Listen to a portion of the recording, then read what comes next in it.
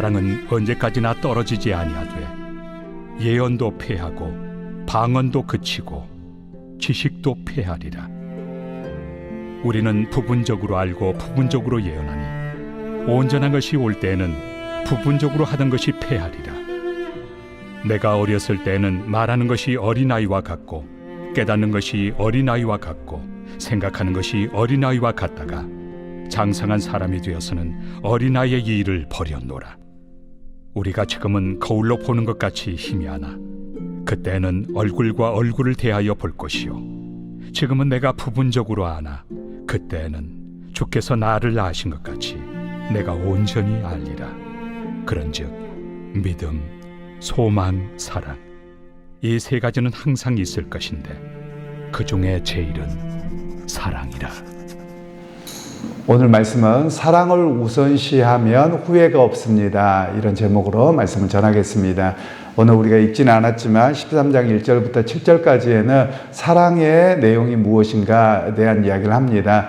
사랑은 오래 참음으로부터 시작해서 사랑의 9가지 열매를 쭉 이렇게 사랑에 대한 내용들을 설명하면서 왜 사랑이 중요한가 이런 이야기를 합니다. 물론 이 말씀을 이해하기 위해서는 12장의 이 고린도 교회 안에서 있었던 갈등을 이해할 필요가 있습니다. 12장에서 보면 고린도 교회는 끊임없이 자기 은사가 최고다 이런 갈등을 했습니다.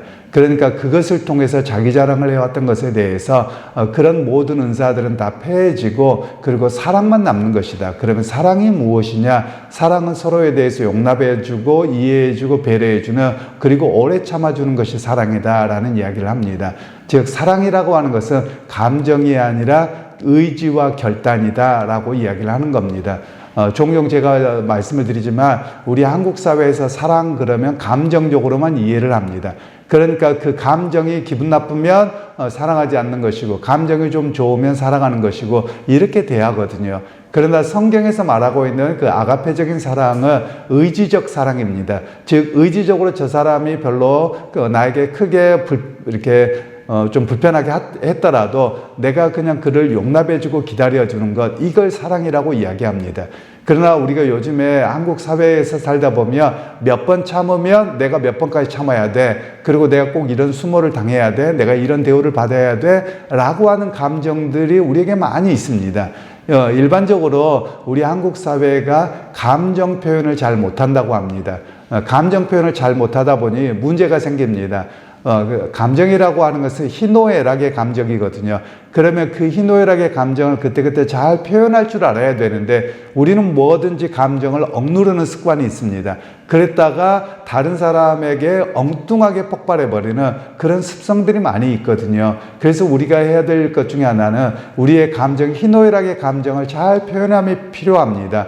우리가 감정 표현이다 그러면 화나는 걸 표현하는 것만 생각하거든요. 그런데 그렇지 않습니다. 우리가 기쁘면 기쁘다, 즐거우면 즐겁다, 또 때로는 이게 불편하다고 여기면 이건 좀 불편한 것 같아요 라고 이야기할 수 있어야 되거든요. 그런데 그런 것들을 잘 못하다 보니 우리의 그 감정들이 소모가 되고 또 그로 인한 갈등들이 많이 나는 모습이라고 할 수 있겠습니다. 오늘 그러면서 사도 바울은 사랑은 언제까지나 떨어지지 않고 영원한 것이다 라고 말씀합니다. 그러면서 애언이나 방언이나 지식이나 이런 것들은 다 패하게 되는 것이다 라고 이야기합니다. 이 말씀은 하나님 나라가 완성될 때, 즉 주님께서 재림해서 오시는 그날이 되면 이런 모든 것들은 다 끝나지만 그러나 하나님께서 우리를 사랑하시고 그 사랑 안에서 믿음의 성도들이 함께 사랑하고 살아가는 그 아름다운 하나님의 나라에서는 영원히 남는 가치는 사랑이다 라고 말씀하는 겁니다. 그러면서 우리로 하여금 그러면 교회가 어떤 곳이어야 되느냐라는 것을 이야기를 하는 겁니다. 교회는 세상의 조직이 아니라 하나님 나라를 이 땅에서 보여주는 전초기지라고 말할 수 있고 맛보기라고 말할 수 있는 겁니다. 그런데 오늘날 교회가 그런 모습들이 많이 사라져버린 거예요. 교회가 어찌 보면 그냥 무엇을 위해서 모였다가 예배드리고 뭐 사역하고 뭐하고 자꾸만 이렇게 가거든요. 물론 그게 필요 없다는 이야기가 아니라 교회라고 하는 곳은 하나님 나라, 완성될 하나님 나라를 이 땅에서 구현해내고 만들어내가는 것이 교회의 모습이라는 겁니다. 그러니까 사도 바울은 그 하나님 나라의 완성될 그 하나님 나라의 사랑을 이 가운데서 우리가 만들어내고 서로 은혜로 함께 훈련해 나가는 것이 옳은 일이고 그것이 교회의 모습이다라는 이야기를 우리에게 말씀하고 계시는 겁니다. 그러니까 여러분 우리가 끊임없이 노력해야 되는 게 뭐냐면 우리는 사랑받는 것을 잘 안 해봤습니다. 그런데 사랑 베푸는 것도 어떻게 했냐면 나 혼자 좋아서 무조건적으로만 합니다.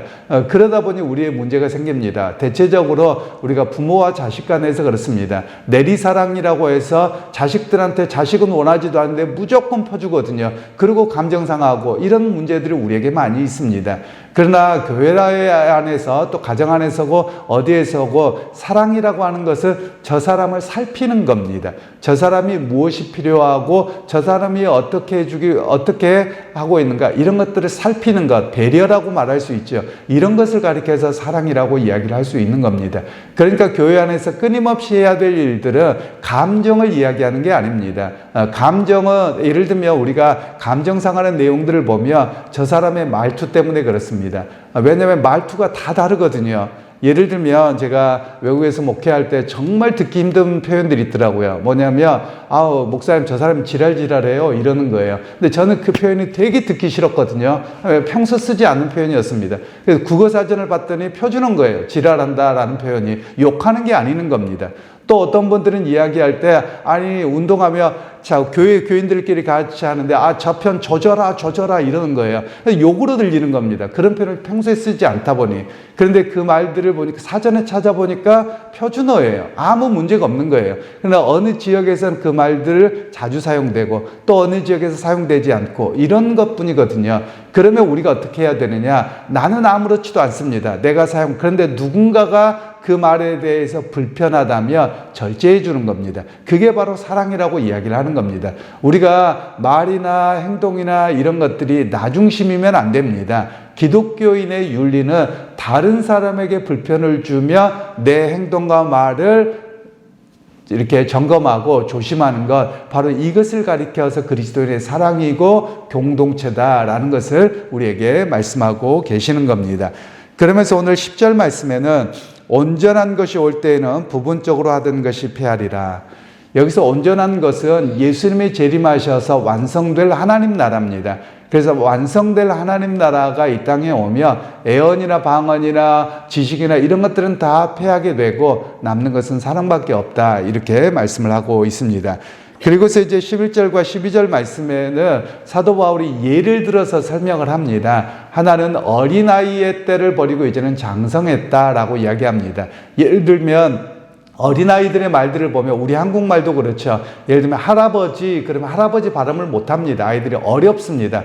그러면 아이들이 할아버지 뭐 이렇게도 하죠. 하부지 뭐 이렇게도 하고요. 그래서 어린아이의 말투가 있다는 겁니다. 그러나 성장하면 그 말투가 바뀌어지는 것이죠.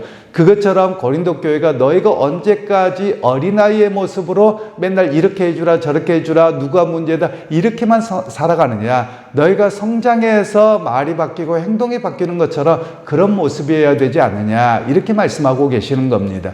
결국 이 말씀을 통해서 우리 자신에게 적용하고 돌아보며 교회 안에서 맨날 불평이고 누가 불편하고 뭐하고 이렇게 보이잖아요. 그러면 내가 아직 어린아이구나 이렇게 생각하시면 됩니다. 왜냐하면 여러분들이 다 부모가 돼보셨지만 아이가 불편하고 좀 뭐한다고 일일이 다 꼬치꼬치 쫓아다니면서 잔소리합니까? 아니면 여러분들이 아이가 조금 부족하고 조금 이렇게 어떤 것들 행동들이 더디어도 그냥 엄마 아빠가 품어줍니까? 품어주지요. 그게 바로 어른의 모습이죠. 그래서 우리 각자가 신앙생활이 성숙해져 가야 된다 이런 이야기로 말씀하고 계시는 겁니다. 그래서 혹시 우리의 신앙 속에서 교회 안에서 다른 사람과 여러 가지가 불편해 보이고 맨날 이렇다 자기 자신을 위해서 기도하셔야 됩니다. 하나님 내 신앙이 요 모양밖에 안 됩니다. 내가 이렇게 어립니다. 주님 내가 좀 성숙해서 먼저 그를 배려하게 해 주십시오. 그리고 그들을 보듬을 수 있는 그리고 이해하고 포용할 수 있는 믿음을 주십시오. 이렇게 기도하는 것이 먼저 합당하다고 볼 수 있겠습니다. 그리고 12절 말씀에는 우리가 지금은 거울로 보는 것 같이 희미하나 이렇게 말씀합니다. 오늘날의 거울은 아니미하지요. 너무 선명하고 너무 잘 보이지요. 그런데 이때 당시의 거울은 우리가 쓰는 유리 거울이 아닙니다. 청동 거울입니다. 그러니까 청동 거울을 그렇다고 해서 오늘날 청동 같은 경우도 잘 보입니다. 왜냐하면 워낙 기술이 좋잖아요. 그런데 과거에는 이렇게 2000년 전에는 기술이 그렇게 좋지 않습니다. 그러니까 청동 거울로 하면 이렇게 완벽하게 보이는 게 아니라 이렇게 좀 부족하게 보이는 겁니다. 흐릿흐릿하기도 하고요. 그래서 그 모습을 이야기하면서 청동 거울로 보았을 때는 명확하게 보이지 않고 희끄무리하게 보이는데 오히려 그런 것처럼 이 땅에서의 교회 모습과 삶의 모습들의 신앙이 명확하지 않다라는 겁니다. 우리가 부족하다라는 거예요. 그러나 주님 다시 오시며 그 신앙과 삶이 무엇인지가 분명하게 보여주고 진리를 알게 된다. 이런 이야기로 말씀하고 계시는 겁니다. 그리고 이제 13절 말씀에는 그런즉 믿음, 소망, 사랑 이 세 가지는 항상 있을 것인데 그 중에 제일은 사랑이라. 이렇게 말씀합니다. 믿음이라고 하는 것은 어떤 걸로 없어지냐면 믿음의 역사는 성취됨으로 완성됩니다. 그러니까 주님께서 우리를 구원하셨음을 과거의 사건을 믿습니다. 그런데 주님께서 다시 오실 것을 믿습니다. 그러면 믿음은 그걸로 끝나는 거예요. 그리고 소망이라고 하는 것은 예수님께서 재림하시고 하나님 나라가 완성될 것을 바라봅니다. 소망합니다. 그럼 소망은 완성되면 그것도 사라질 겁니다. 그런데 사랑이라고 하는 것은 사라지지 않고 영원히 있을 것이다 라고 말씀하는 겁니다. 그러니까 우리 믿음 생활하면서 어떻게 해야 되느냐? 주님 내 안에 주님의 사랑으로 먼저 채워주십시오. 그리고 그 사랑으로 나도 다른 사람을 사랑하게 하십시오. 이런 고백이 필요합니다. 예수님께서 말씀하시고 사도 바울, 사도 요한이 말씀하신 내용들이 있습니다. 사도 요한은 끊임없이 사랑하는 자들아 또는 사랑하는 자녀들아 이렇게 표현하잖아요. 그런데 우리말에는 잘 표현이 안 됩니다. 왜냐하면 그냥 내가 사랑하는 자들아 이렇게 느껴지는데 원래 헬라어 본문에는 사랑을 이미 받아서 그 사랑으로 충만한 자들아 그 사랑으로 서로 사랑하자예요. 내 사랑으로 사랑하는 게 아닙니다. 여러분 내 사랑이라고 하는 것은 그렇게 크지 않아요. 그러나 예수 그리스도 안에서 베푸신 하나님의 사랑으로 내가 충만하며 그 사랑으로 다른 사람을 사랑하자 이렇게 말씀하고 계시는 겁니다. 그리고 더 나아가서 예수님께서도 사랑을 말씀하실 때 내 이웃을 내 몸과 같이 사랑하라 이것이 큰 계명이다 라고 말씀하고 계시거든요. 그러면 이 의미가 무엇이냐면 예수님께서도 십계명을 배경으로 말씀하시는 겁니다. 십계명에서 보면 하나님 사랑과 이웃 사랑이라고 하는데 뭐 내 이웃을 내 몸과 같이 사랑하라 이렇게는 말씀하지 않으셨거든요. 그러면 거기에 되어 있는 내용이 5계명에서 10계명까지에서는 안식일을 지킴뿐만 아니라 부모를 공경하는 것 그리고 이웃의 것을 탐내지 않는 것 이런 모든 것들이 사랑이라고 이야기를 하는 겁니다. 즉 이웃에 대한 배려, 이웃에 대한 지켜줌 그 모습들이 바로 사랑을 실천하는 모습이다 라고 우리에게 말씀하고 계시는 겁니다. 그러기에 여러분 오늘 우리가 내 안에 사랑이 부족하다면 그것 또한 자기 자신을 위해서 기도하셔야 됩니다. 나에게 하나님의 사랑으로 가득 채워주십시오. 그래서 그 사랑이 넘치게 해주십시오. 이런 기도가 우리에게 있어야만 할 것입니다. 여러분의 인생에서 하나님의 사랑으로 가득 채워지시기를 바랍니다. 그리고 그 사랑이 흘러넘쳐서 교회와 가정과 여러분의 삶의 자리에서 그 사랑의 섬김과 배려와 이해함으로 나아가는 그런 믿음의 성도들이 다 되시기를 주님의 이름으로 축원합니다. 하나님 오늘 또 이 땅에 수많은 은사들은 다 사라질 것이지만 하나님이 베푸신 그 사랑은 영원할 것임을 말씀하셨습니다. 오늘 또 우리가 걸어가는 발걸음에서 하나님의 사랑으로 가득 채워주시고 또 그 하나님의 사랑을 입었기에 그 사랑이 흘러넘쳐서 배려하고 관심 가져주고 은혜를 베푸는 삶이 우리의 사랑의 실천으로 나타나게 하옵소서. 또한 교회들을 거룩하게 하사 교회가 먼저 이 땅에서 하나님 나라의 그런 모델로 이 땅에서 사랑의 공동체로 온전히 서게 하여 주옵소서. 예수님의 이름으로 기도하옵나이다. 아멘.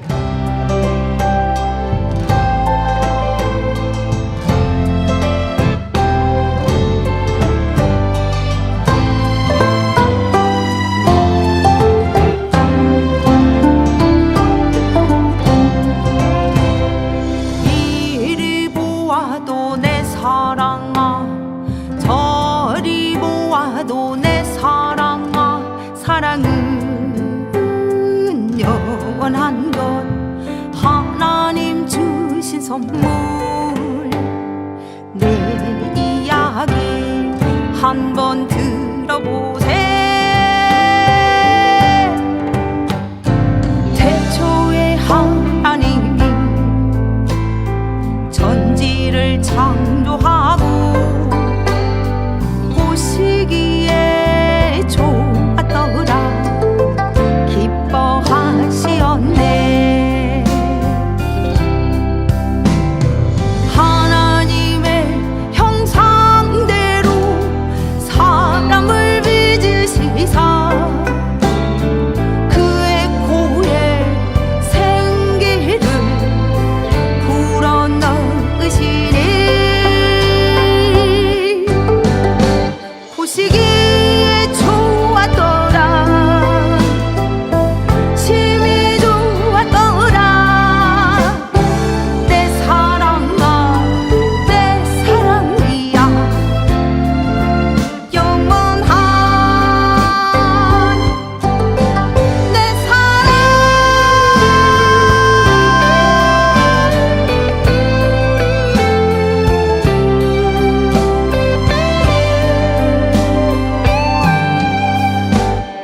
하나님 무슨 꽃이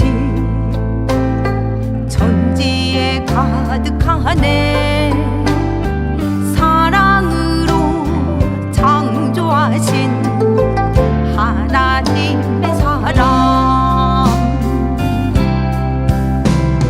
죄로 인해 깨져버린 소중한 내 사랑아 눈물 나고 아파도 포기할 수 없는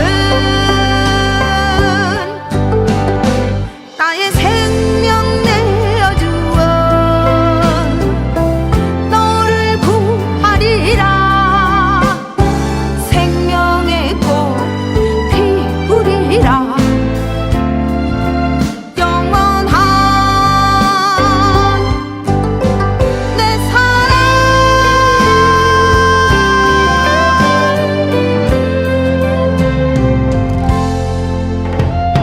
십자가 그 언덕에